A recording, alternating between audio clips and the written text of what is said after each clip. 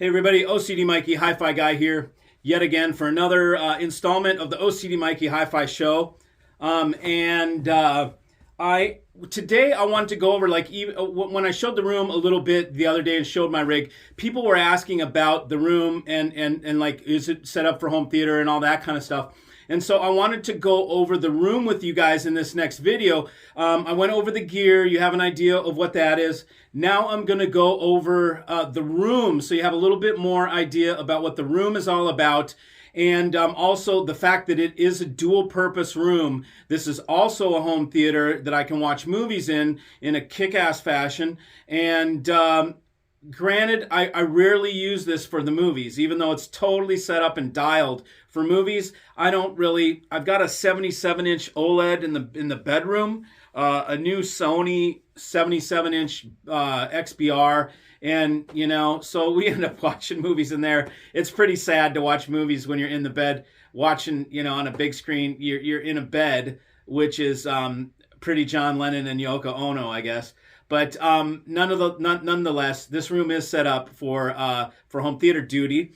And so the first thing I'm going to give you is a disclaimer about the mess, okay? Because this room is a freaking mess. And really, there's many reasons, but the bottom line is I'm running out of room. I'm putting on a garage. I'm putting a 3-car garage onto the house. When I have that, it's probably going to be 2 of them, or at least one of the stalls, and it's going to be double level. We'll have storage so I can put half this crap. I've already got a building out back that is full of stuff. I've got so much gear. This is going to be 2023 is going to be the year of Mikey's purge. I'm going to purge all this gear. So anything that you see in my videos in the background, if it looks like cool stuff to you, inquire about it, because I'm going to sell literally anything except for my MPD-8, my playback design stuff. I'll keep my tape machines. But most all this stuff is just doing nothing here but gathering dust. And look, I only take in stuff that's kick-ass. I don't take in cheap-ass stuff that I have laying around. I just don't deal with it. So all of this stuff is up to Mikey's spec. So if you guys want any of this thing, let me know. I've got 3 pairs of AGD amps for sale. I mean, Nat audio tube stuff, magnificent tube stuff, on and on. But I just don't have the time to try and list it and do all that crap. So I use it when people need something and they talk to me. That's how I sell my stuff. It's just when somebody calls me and they need something, then I sell it to them. I don't put ads anywhere. I have 0 ads up at all. Anyways, we're going to go over the room. So hold on while I come around to the other side of the camera and I take you guys for a little trip around the room. So first off, you can see that behind my head, that is a 120-inch high def. Well, I don't know. It's got a whatever. I'm not even going to say high def screen, whatever they call it, it's a good one. Let's put it that way. It's acoustically transparent. And what you can see over here is you see an LA600, I think they call these things. That's BG radio. So this is planar magnetic. It's in the wall. That's a planar magnetic ribbons that you see lined up. All those small squares are tweeters lined up. Okay, and then we got mid-ranges. Okay, and then we got mid-bass right there on the top and on the bottom. Okay, this thing is a 1/4-inch plate aluminum on the front. The baffle is a 1/4-inch plate aluminum. So these are some serious ass speakers that are in-walls. These are about as good as you can go for in-wall. They're made in USA.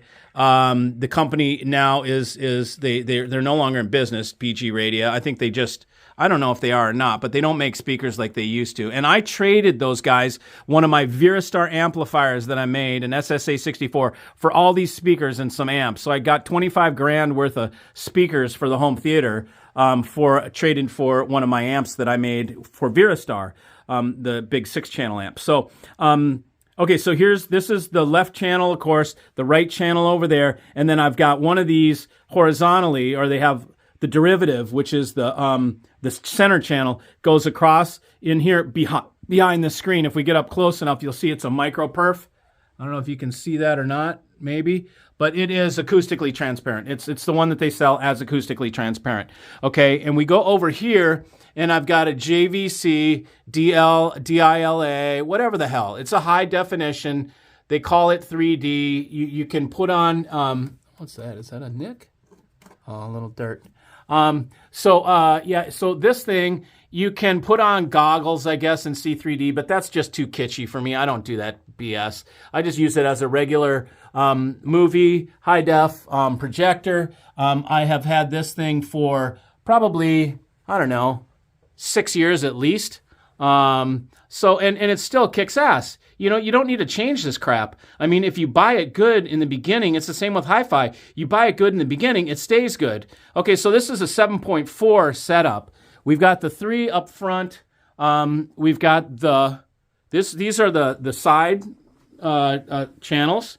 Okay, and I've got them kind of lit here so you can see them better. Again, they've got dual directional tweeters and mids that come, shoot out both ways. Our mid basses back here. So these are stout rears. And then we have the rear, the height channels, which are back here. And these are on the ceiling.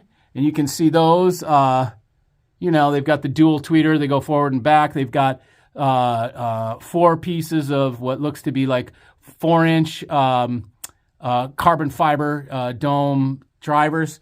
So those are the rear height channels, whatever the hell. So there's our 7. And then there's 4 subs that go into the wall cavities, but I actually haven't put them in. I'm actually going to sell the 4 subs. Those are the amps. Those are the 2 amps. Those are 2 stereo amps that are BG radio. You can see those things go with, and they're THX certified, whatever.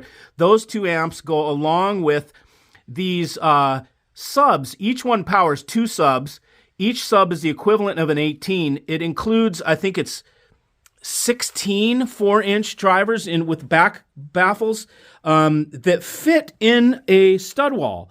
So you can custom put them into the stud wall. You can just cut a hole in the stud wall, fit this sub in there, and then it's got a cover. I've got all the covers and everything. So I'm selling these 2 along with 4 of those subs, in-wall subs, if anybody wants those for their home theater, because I'm not going to cut up the walls. I don't really care too much about home theater to put in subs in my walls as originally was intended. So now if we go back in here, here's the home theater stuff. So there's an Oppo, whatever the hell it is, BDP 103, an older one. Again, I don't give a shit too much about home theater. I just buy whatever works.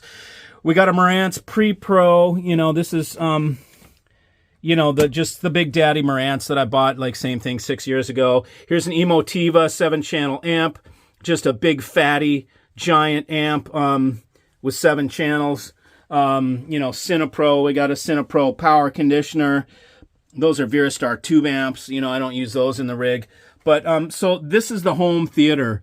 This is all special AC power that I run from a separate panel that I have in here that puts out 4 circuits of 240 volts out for 4 monoblock amps, and then powers everything else. You can see it comes all the way over here, goes down here, into a box that goes into the wall. So this is all a separate panel from the house.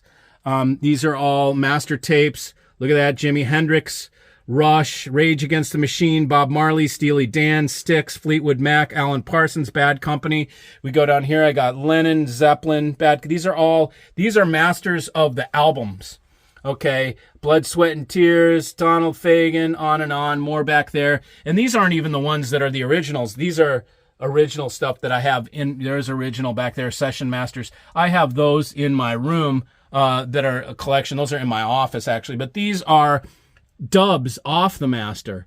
So if, you talk about analog and people, about turntables, well, this kills turntables. They make the vinyl from these masters. So this is one step before the vinyl. So that is how the room. Now the room, as you can see, I'll describe the room a little bit too. This was a garage, okay, that I converted. It has a concrete slab floor. I had a custom rug made to my spec.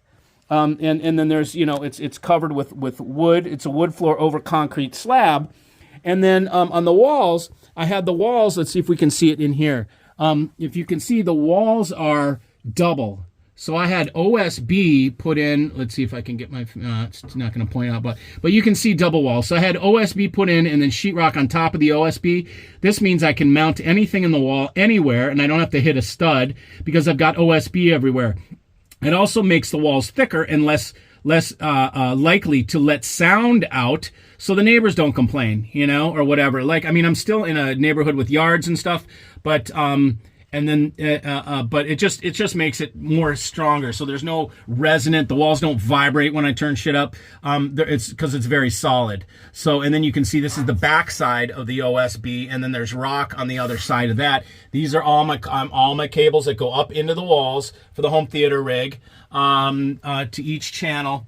And what I did was I put on the walls here.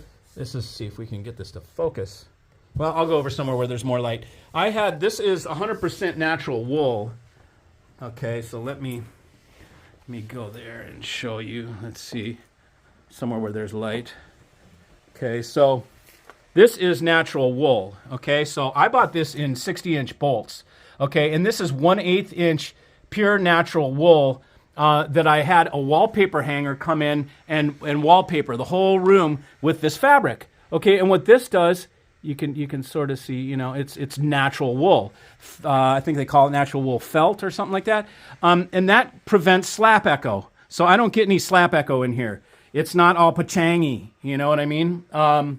And all this stuff, you guys will see the rest this year coming up, all this shit's going to be gone. All this crap will be cleared out of here. And I'm going to turn this into one of those show-off audiophile rooms where it's full-on designed and it's like high-level design, wicked racks, and it could be in like Architectural Digest magazine. That'll happen to this room in 2023. Just because right now it's a hobbyist room, man cave, where you just don't kind of give a shit and you just stack your stuff up. But it's driving me nuts. So these are all my backup stuff. The backup preamps, DACs, monoblock tube amps. Those are single-ended triode amps. I've got the one of the Virastar amps that I created for resale. I did that like 8 years ago. I've got a little more history than most of you know. I don't talk about my history, but if we sat down, I could go on, and the more questions you ask me, the more it would reveal about my history in this industry, owning amplifier manufacturers, my patents, things like that. And so I've got a lot of junk sitting around here, but this will get cleaned up. I wanted to just go over the room. This is a 6-foot wall right here because the pitch of my roof on the outside of the house is a mid-century modern ranch is what I live in. This is a 6-foot wall high here, like from here to here. So these doors are kind of shorty doors that are chopped off at 6. And then it goes to 9 foot over here where it joins the house. This was basically the inside the garage wall of the house. This is 9 foot. So I have what is a horn-loaded room. There used to be a beam in the middle that went straight down, and this was a wood beam. I put in a steel beam, and we encapsulated this, and that's what you see across here is a steel I-beam that holds up the roof. And this is also encapsulated or wrapped, if you will, in the felt. Just to kind of kill any sort of high frequency reflections as much as possible. And this will be gone through. I've got the clips over there. Someone bought those. They need to come and pick them up. Fred, come and get them, brother. Let's see what else. These are the Maggies. Anyway, I don't have to go through all that crap. These chairs, by the way, where I spent several years finding these chairs that were made in Brazil. By a 100-year-old chair manufacturer, 100% full-grain leather, front and back, sheepskin head covers I had custom made to put on the top so there's no reflection to your ears. And these things are sick, man. They have recliners, and you can't even tell that's a recliner, okay? But that is a recliner right there. What I was upset, it's really weird, man. It's like all of a sudden I got 4 orders for these chairs in the last 2 weeks. I don't know what the hell it is that people are all of a sudden looking for chairs, but and I go to find out that this company has closed their doors after 100 years of making some of the best chairs in the world. They're no longer making these things, which is unfortunate. I had to turn down $8,000 in chair sales, but hey, it is what it is. I told them where to get them online for people that have hoarded them. Now they're in the hands of the scalpers online, and there are a few available. It's called a Lafer, Lafer, and you can buy them for $3,500. They're $1,500 over what I was charging for them. But hey, it is what it is.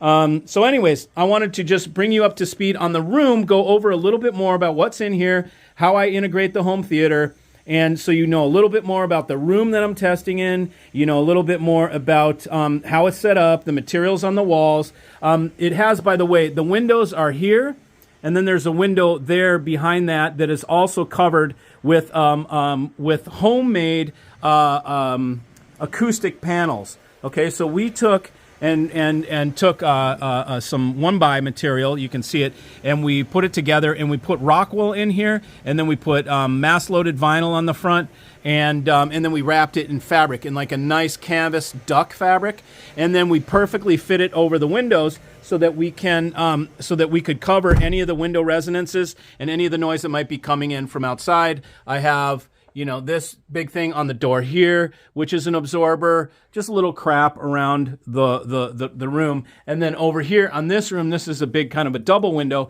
same thing. We covered this up with a you can see this one we didn't wrap in fabric, but this was the material that goes on the front. It had Dacron and then covered with this impenetrable, there's no air can go through this, and then Rockwell on the back, so this absorbs up. Yeah, who knows? I just followed some shit that was on the internet, and it worked. And so that's why I don't give this stuff too much, tell people to spend too much on the room treatments, because we just made shit in our garage and put it up, and it freaking worked when we measured it. There's my measuring microphone. You ask about, you know, how do you know how this stuff sounds? Well, I measure it with a microphone, and then it goes into software on a laptop, and I can see exactly what the frequency response is in the room with all the waterfall charts and everything. So anyways, just wanted to give you a little bit more of an idea of the room that we're working with. And so when I give you videos and we're listening to stuff, and I'm you know, listening for you guys to give you feedback, this is the room that I'm dealing with, and the room is 20 feet by 20 feet roughly.